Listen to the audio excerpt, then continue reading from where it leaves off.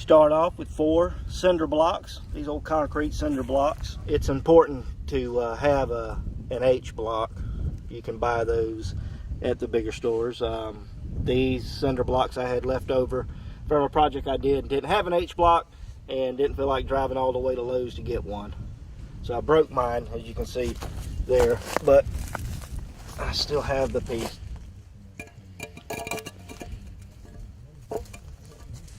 So that'll work all right.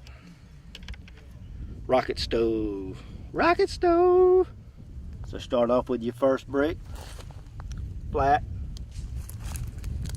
Surface down. Then next add the H block.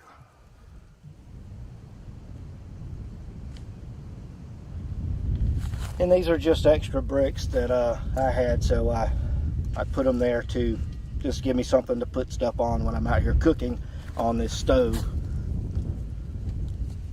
I'm going to feed the fire through here, and then up through here will be the chimney. That's where we're going to cook, right there.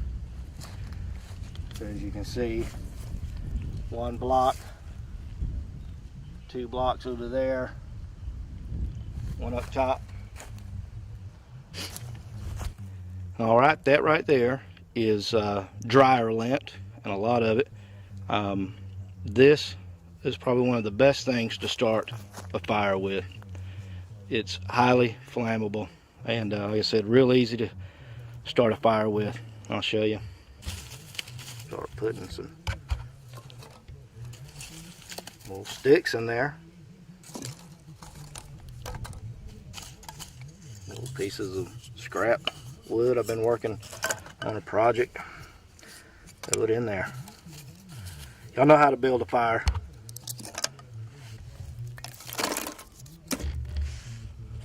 If you got fat lighter, throw it in there too. Whatever y'all start your fire with, you can use dryer lint. Carry some around in your pocket.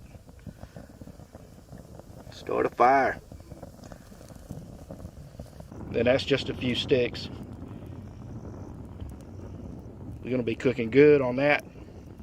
And this is what I'm going to be cooking with, just these yard limbs. You know, my house is covered by oak trees, and there's plenty of pecan trees around here as well, but since we're not cooking meat, I don't need pecan wood. I can just use these old yard limbs.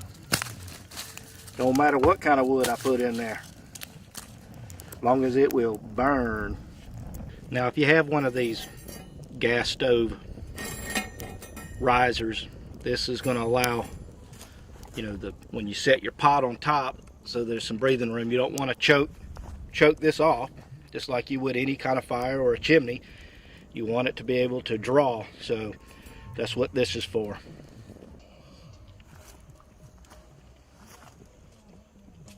All right, 1 cast iron Dutch oven,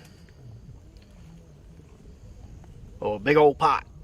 I'm looking for the most heat with the least amount of wood.